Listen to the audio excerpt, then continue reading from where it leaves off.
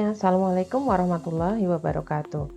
Kali ini saya akan memberikan materi tentang skripsi, bagaimana caranya membuat bab 2. Ya, seperti yang kita tahu bahwa bab 2 itu adalah bab tentang tinjauan pustaka.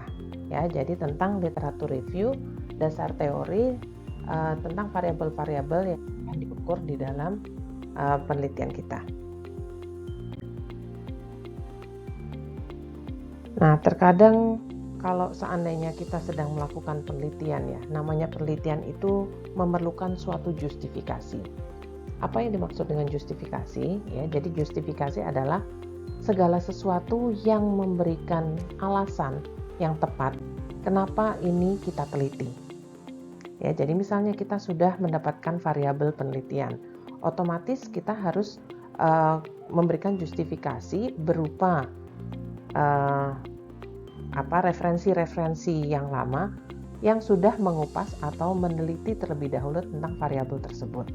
Ya, dengan demikian kita sudah memiliki banyak referensi yang kita kemudian bisa gunakan untuk menulis skripsi kita. Ya, jadi ini seperti yang bisa dilihat di gambar ini ya. Terkadang memang banyak ya, kalau misalnya kalian pergi ke perpustakaan kemudian berusaha untuk mencari pustaka-pustaka ataupun jurnal ataupun buku yang tentu saja relevan dengan penelitian kalian. Ya, nah ini kalian perlu harus berusaha untuk mencari dengan smart ya. Jadi istilahnya tidak semuanya kemudian diambil begitu saja, akan tetapi harus bisa dicari yang intisarinya itu benar-benar sesuai dengan penelitian kita. Ya, jadi walaupun katakanlah misalnya suatu jurnal ataupun suatu buku itu membicarakan tentang variabel yang akan kita gunakan atau yang akan kita pakai sebagai indikator, tetapi belum tentu itu cocok dengan judul penelitian kita. Jadi kembali lagi ya, harus dilihat intisari ataupun isi daripada referensi tersebut apa. Nah, untuk bab 2 sendiri itu merupakan rangkuman beberapa literatur yang relevan ya, di garis bawah sini yang relevan dan penting yang berkaitan dengan topik penelitian. Otomatis kalau yang tidak relevan ya jangan diambil ya. Maka dari itu seperti tadi saya sebutkan bahwa memang harus bisa memilih-milih ya, tidak asal comot aja gitu ya. Referensi yang ini, ini kayaknya sama nih variabelnya dengan yang akan saya ukur, langsung diambil gitu aja, langsung diambil.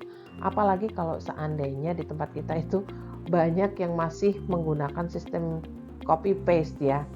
Jadi asal diambil kemudian di paste. Nah, terkadang itu tidak relevan. Ya, saya beberapa kali menemukan mahasiswa seperti itu.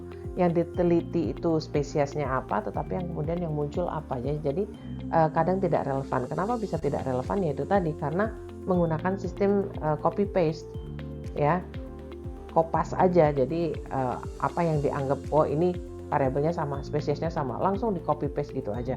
Padahal kalau dibaca isinya itu nggak relevan ya. Jadi di sini harus hati-hati di dalam memilih literatur yang relevan ya. Kemudian tujuan dari tinjauan pustaka ini untuk memperlihatkan pemahaman tentang penelitian terdahulu yang relevan dan memberikan landasan teoritis bagi penelitian. Jadi kita kalau mau meneliti itu tidak bisa out of the blue ya, itu harus ada dasarnya. Kenapa kita menggunakan penelitian ini, dan yang bisa kita lakukan adalah dengan berdasarkan teori-teori yang sudah ada. Yaitu tadi ya, dengan cara mencari jurnal-jurnal ataupun buku yang relevan dan yang berhubungan dengan penelitian kita. Sehingga sampailah pada ini ya, pastikan Anda sudah tahu betul dan paham betul apa variabel penelitian Anda. Ya, apa variabelnya? Karena kalau kalian tidak tahu variabelnya itu apa, itu kemudian akan sulit untuk mencari referensi yang benar-benar relevan. Ya, seperti yang saya sebutkan tadi, walaupun variabelnya sama sekalipun, tapi belum tentu aspek-aspek yang ada di dalamnya Ya, jadi misalnya kita mendapatkan atau kita mau meneliti tentang variabel A misalnya ya. Nah, aspek yang ada di dalam variabel A ini belum tentu relevan dengan judul penelitian kita. Ya, jadi kembali lagi bahwa kalau kita mau mengambil literatur ya, itu harus kita baca kembali apakah memang benar-benar sesuai atau tidak. Ya, dan saran saya sih jangan copy paste. Ya, tetapi diparafrase, dibaca intisarinya apa, kemudian kalian tulis kembali dengan bahasa sendiri. Ya, karena khawatirnya kalau copy paste seperti itu ya, kalian akan mengcopy paste semuanya tanpa tahu sebetulnya apa isinya, ya, sehingga pada saat nanti ujian skripsi nanti ngerti-ngerti, loh, ini kok kamu mengambil tentang spesies yang lain daripada spesies yang sedang kamu teliti. Gitu ya, atau aspeknya kenapa menggunakan aspek yang ini padahal kamu tidak meneliti tentang aspek tersebut. Nah, itu nanti malah menjadi bumerang pada saat nanti Anda ujian. Dan kembali lagi ya, cek panduan penulisan skripsi pada program studi Anda. Ya, karena satu prodi dengan prodi yang lain itu memiliki aturan tentang skripsi yang lain. Ya, berbeda-beda antara satu prodi dengan prodi yang lain. Jadi kembali lagi, sebelum kalian memulai menulis skripsi, pastikan bahwa kalian memiliki buku panduannya. Ya, saya yakin di semua program studi itu sudah ada buku panduan yang dibuat. Di situ sudah ada semua formatnya seperti apa, kemudian font yang digunakan spasinya berapa, ya, kemudian margin yang harus dibuat itu berapanya. Ya, kemudian isi bab 1 apa saja, bab 2 apa saja, bab 3 apa saja, dan seterusnya itu sudah ada semua. Ya, jadi pastikan bahwa sebelum memulai untuk menulis skripsi atau mengajukan judul skripsi, kalian sudah memiliki buku panduan dari program studi kalian. Kemudian untuk tahapan dari penulisan landasan teori, ya, jadi yang pertama identifikasi topik dulu, variabel penelitiannya apa. Ya, seperti yang saya sebutkan di awal tadi, harus sudah tahu, sudah paham variabel yang mau saya ukur apa. Ya, baru kemudian mencari aspek-aspek yang sekiranya relevan dengan judul penelitiannya. Ya, setelah itu digabungkan ya. Jadi semua literatur yang relevan dengan penelitian kemudian dijadikan satu. Ya, bukan berarti bahwa gimana kalau seandainya di dalam satu jurnal itu ada aspek yang sesuai dan ada yang tidak.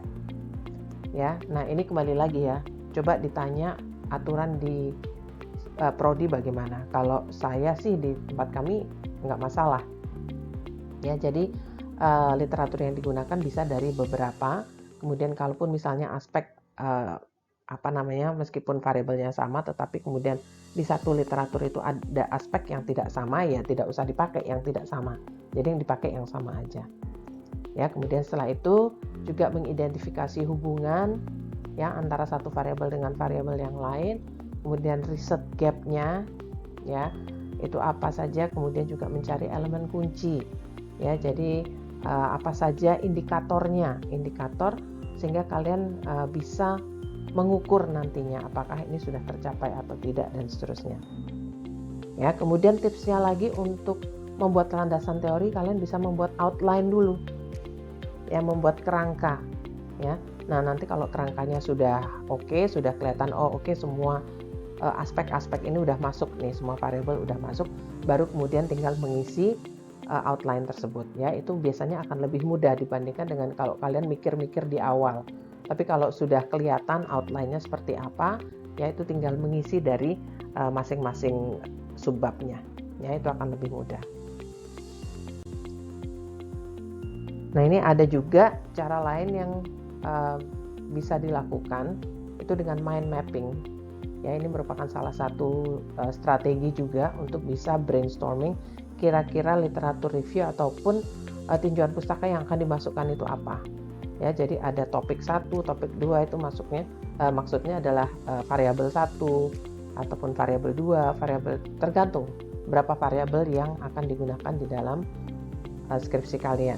Ya, setelah itu dimasukkan subtopik ya, atau bisa aspek-aspeknya apa, ya, ciri-cirinya apa, langkah-langkahnya apa, ya, nanti kemudian bisa dibagi seperti itu.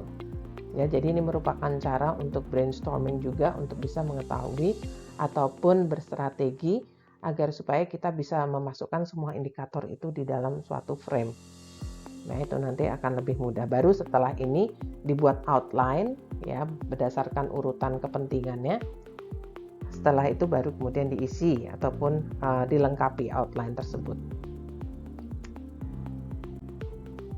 Oke, jadi itu tadi sekilas tentang bab 2 ya.